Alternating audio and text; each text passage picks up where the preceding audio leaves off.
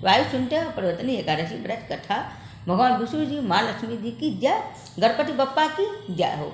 पांडुनंदन अर्जुन जी ने कहा कि हे प्रभु, भादो मास की शुक्ल पक्ष की एकादशी का क्या नाम है तथा उसके व्रत का क्या विधान है?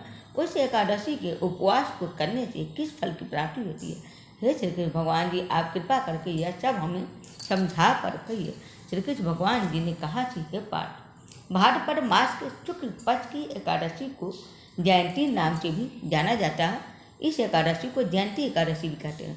इस एकादशी की कथा को सुनने मात्र से सभी पापों का शमन हो जाता तथा मनुष्य स्वर्ग का अधिकारी बन जाता है। इस जयंती एकादशी की कथा से नीच पापियों का भी उद्धार हो जाता है। यदि कोई धर्मपरायण मनुष्य एकादशी के दिन मेरा पूजन करता है तो मैं उसको संसार की पूजा का फल देता हूँ। जो मनुष्य मेरी पूजा करता है उसे मेरे लोक की प्राप्ति होती है, इसमें तनिक भी संदेह नहीं है। जो मनुष्य इस एकादशी के दिन भगवान श्री वामन रूप का पूजन करता वह तीनों देवताओं अर्थात ब्रह्मा, महेश, विष्णु की पूजा करता है। हे पार्थ, जो मनुष्य इस एकादशी का उपवास करते हैं उन्हें इस संसार में कुछ भी करना शेष नहीं रहता है। इस एकादशी के दिन भगवान विष्णु जी करत बदलते हैं, इसलिए इसे पर्वतनी एकादशी के नाम से जाना जाता है, यानी पर्वतनी एकादशी कहा जाता है। यह सुनकर विस्मित होकर अर्जुन जी ने कहा कि हे जनार्दन, हे प्रभु, आपके वचनों को सुनकर मैं तो भ्रम में पड़ गया हूँ कि आप किस प्रकार से शयन करते हैं तथा करवट किस तरह से बदलते हैं। आपने बलि को क्यों बांधा और वामन रूप धारण करके आपने क्या लीलाएं की है? चातुर्मास व्रत का क्या विधान है तथा आपके शयन करने पर मनुष्य का क्या कर्तव्य है? कृपा करके यह सब आप हमें विस्तार पूर्वक से कहिए।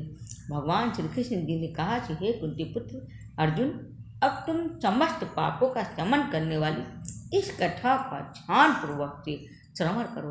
त्रेता युग में बलि नाम का एक असुर था। वह अत्यंत भक्त, दानी, सत्यवादी तथा ब्राह्मणों की सेवा करने वाला था।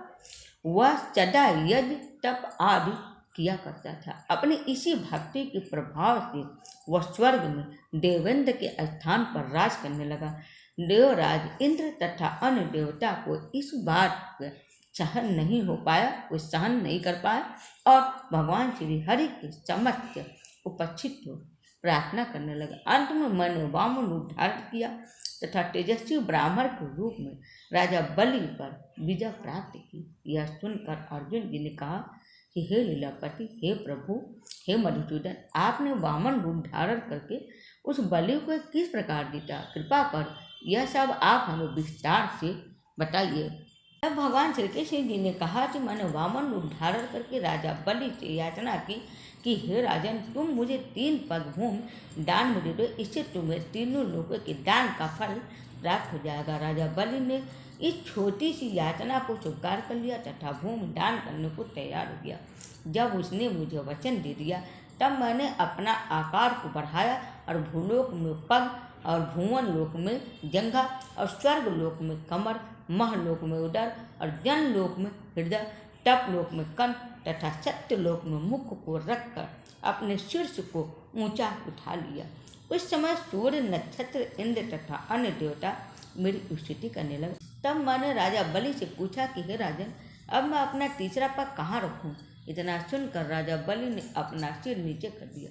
तब मैंने अपना तीसरा पग इसके सिर पर रख दिया और इस प्रकार से देवताओं के हित के लिए मैंने अपने उस असुर भक्त को पाताल लोक में पहुंचा दिया। तब वह मुझसे विनती करने लगा। मैंने उसे कहा कि हे बलि, सदा मैं तुम्हारे साथ रहूँगा। भादों के शुक्ल पक्ष की पर्वतनी एकादशी के दिन मेरी एक पत्मा राजा बलि के समीप रहती है तथा एक क्षीर सागर में शेष नाग पर शयन करती रहती है। इस एकादशी को भगवान विष्णु जी शयन करते हुए करत बदलते हैं। इस दिन त्रिलोकनाथ श्री विष्णु भगवान जी की पूजा की जाती है। इसमें चावल एवं दही सहित चांदी का दान किया जाता है। इस दिन रात को जागरण करना चाहिए। इस प्रकार से उपवास करने से मनुष्य सभी प्रकार के पापों से मुक्त होकर स्वर्गलोक से जाते हैं। और जो मनुष्य पापों को नष्ट करने वाली इस एकादशी व्रत की कथा को सुनते हैं उन्हें अश्वमेध यज्ञ के फल की प्राप्ति होती है। कथाचार दान करने के उपरांत मनुष्य को अभिमान नहीं करना चाहिए। राजा बलि ने अभिमान किया और पाताल लोक चला गया। इससे इस तथ्य का भी बोध होता है कि अति प्रत्येक कार्य की अनिश्चित होती है। तो कथा यहीं पर संपूर्ण होता है। उम्मीद करती हूँ आप सबको मेरा वीडियो पसंद आया होगा। हरे कृष्ण, हर हर महादेव। बोले विष्णु भगवान जी, माँ लक्ष्मी की जय। आप सबका भगवान कल्याण करें।